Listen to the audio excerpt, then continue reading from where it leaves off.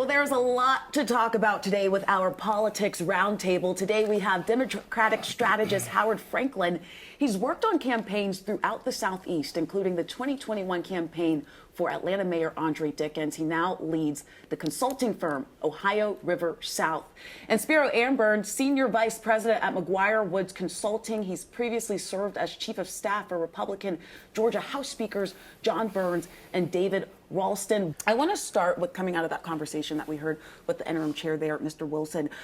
Howard, what is Democrats' messaging right now? Because it seems like messaging was the big issue in 2024. It's a great question. To be honest, and not to disagree with my friend Matthew, I don't know that we have consensus on that message. I think a lot of where we do find consensus is opposed to what's happening in the Trump administration, whether it is DOGE cuts, whether it is something else Elon Musk has done, or where we see tariffs just kind of, swinging back and forth and impacting Georgia business and impacting consumers potentially. I think that we're really positioning ourselves in opposition to the president. It's only been just a couple months so far into this very tumultuous term.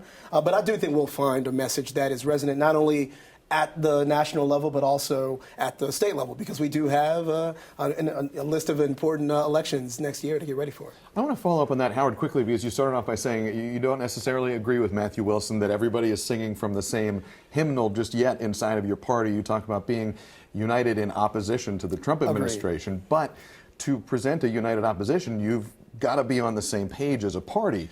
Yeah.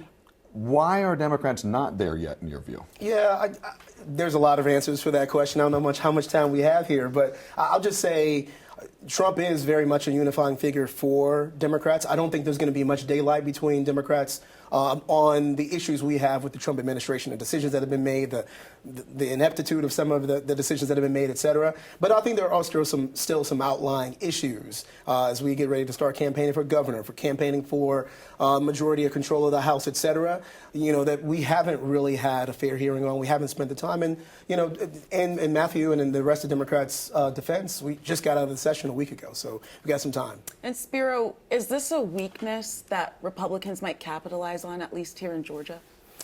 Look, I think when you look back over the last 20 years now, Georgia has been under the control of Republican leadership. 3 governors now, the leadership of the General Assembly, and Georgia is in better shape than most states.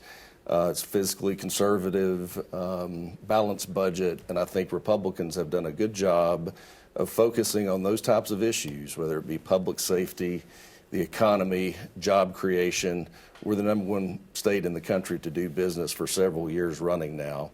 I think if Republican leadership continues to focus on that theme, then I think the success will continue in 26. It'll be interesting to see how the national political environment, though, shapes the state politics. Something to see. I want you guys to weigh in on this. Earlier, we showed you all some video of a town hall hosted by Democratic Congresswoman Nikema Williams last month. Here's what she told me after that event.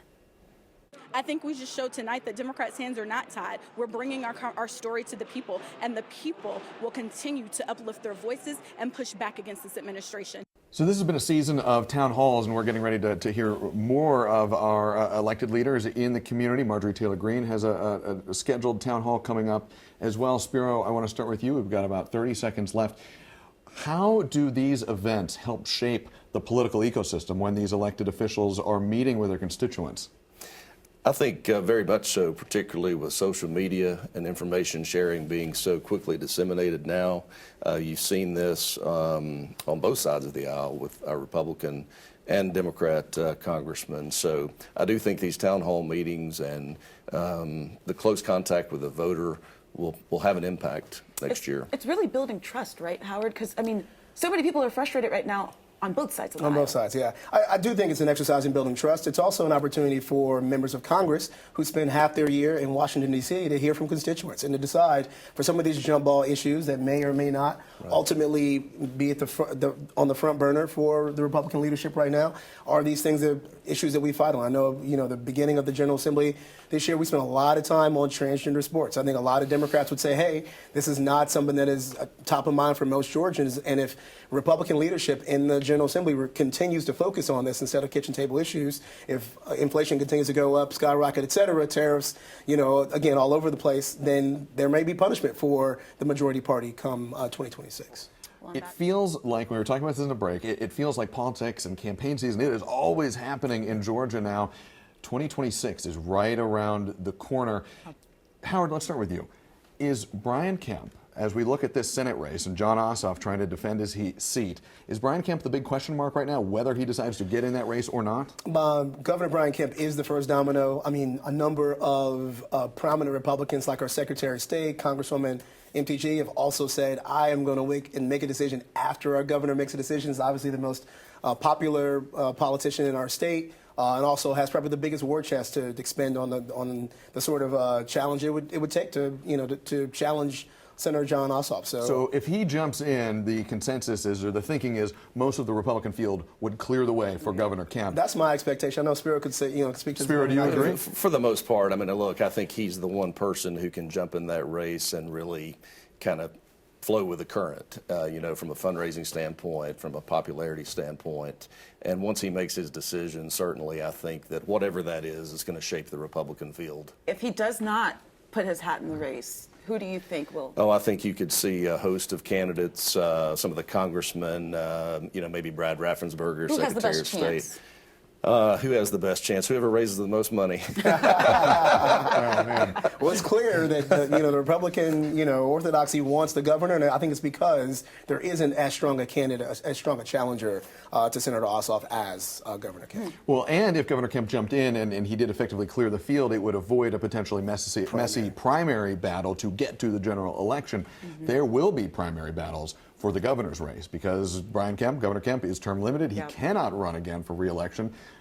Do you expect there will be a lot of intra-party contests to earn the nomination for both the Democratic and Republican governor's race? Yeah, open seat for governor for a state, as Spiro mentioned before, is doing as well as it is, has so much positivity to look ahead to, will certainly draw the best and brightest from both parties. I don't expect anyone's going to skate into the nomination, and I think that also includes not just a hotly contested primary, but likely a primary runoff like we've seen in recent years as well. Not only does Governor Kemp's decision affect the Senate race, it affects everything else because, if he does not run for U.S. Senate, I think it opens up all the way down the ballot. You see a lot more contested races. We've already had a state senator file papers for Attorney General, Brian Strickland, Blake Tillery for Lieutenant Governor.